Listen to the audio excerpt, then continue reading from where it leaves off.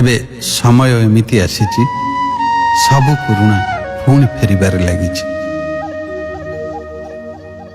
ଏବେ ସମୟ ଏମିତି ଆସିଛି, ସବୁ ପୁରୁଣା ପୁଣି ଫେରିବାରେ ଲାଗିଛି। ପ୍ରକୃତି ସତେ ଅବା ପଛକୁ ଫେରୁଛି।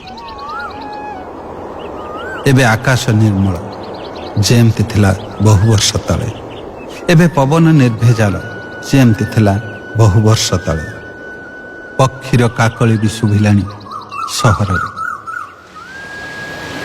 ମୃଗ ବି ଖେଳିଲାଣି କାଳେ ସାଗର ବେଳାରେ। ଏବେ ଗଙ୍ଗାର ରଙ୍ଗ ବି କାଳେ ବଦଳୁଛି ଧୀରେ ଧୀରେ। ଏବେ ଏମିତି ସମୟ ଆସିଛି, ସବୁ ପୁରୁଣା ପୁଣି ଫେରିବାରେ ଲାଗିଛି। ଖାଲି ପ୍ରକୃତି ନୁହଁ, ମଣିଷର ପ୍ରକୃତି ବି ବଦଳୁଛି। ଦୟା, କ୍ଷମା, ଶ୍ରଦ୍ଧା, ଭକ୍ତି ସବୁ ଗୁଣ ତା ପାଖକୁ ପୁଣି ଲେଉଟି ଆସୁଛି। ଏବେ ପୋଲିସ କି ଆଉ କେହି କହୁନାହିଁ ଚୋର, ଡାକ୍ତରକୁ କେହି କହୁନାହିଁ ପଇସା ଖୋର। ଏବେ ପଇସା ନୁହଁ, କର୍ତ୍ତବ୍ୟ ନିଶାରେ ସେମାନେ ପର କରି ଦେଇଛନ୍ତି ନିଜ ଘର ପରିବାର।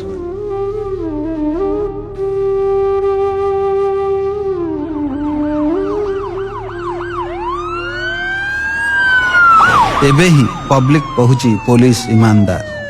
ଏବେ ହିଁ ରୋଗୀ କହୁଛି ଡାକ୍ତର ଦ୍ୱିତୀୟ ଈଶ୍ୱର। ଆଉ ହିରୋ ନୁହଁ, କବି, ଲେଖକ କି କଳାକାର। ଏବେ ଝାଡୁଦାରକୁ ମିଳୁଛି ସମ୍ମାନ ଓ ପୁରସ୍କାର। ଏବେ ବି ସେ ବହୁଛି ସବୁ ଘରର ଅଳିଆ। ହିରୋ ସିଏ, ତାକୁ ନାହିଁ କରୋନାର ଡର।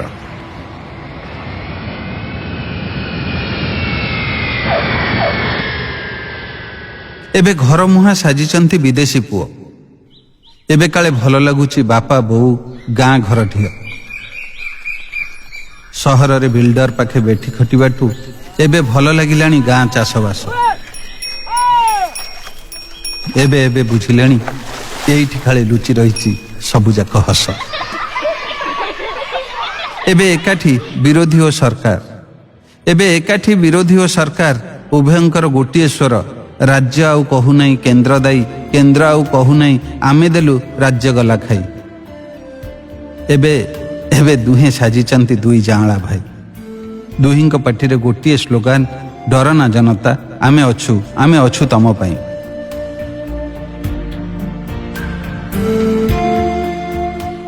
ଏବେ ଏମିତି ସମୟ ଆସିଛି, ସବୁ ପୁରୁଣା ପୁଣି ଫେରିବାରେ ଲାଗିଛି। ଏବେ ସମୟ ଏମିତି ଆସିଛି, ସବୁ ମନ୍ଦିର ବନ୍ଦ ଗିର୍ଜା, ବନ୍ଦ ମସଜିଦ, ହେଲେ ଘରେ ଘରେ ଦୀପ ଧୂପ, ସଭିଏଁ ଉର୍ଦ୍ଧ୍ୱବାହୁ ମଥା ନତ, ସବୁରି ମୁହଁରେ ଗୋଟେ ଡାକ, ହେ ଈଶ୍ୱର, ହେ ଆଲ୍ଲାହ, ହେ ପ୍ରଭୁ, ରଖ ରଖ ରଖ ରଖ।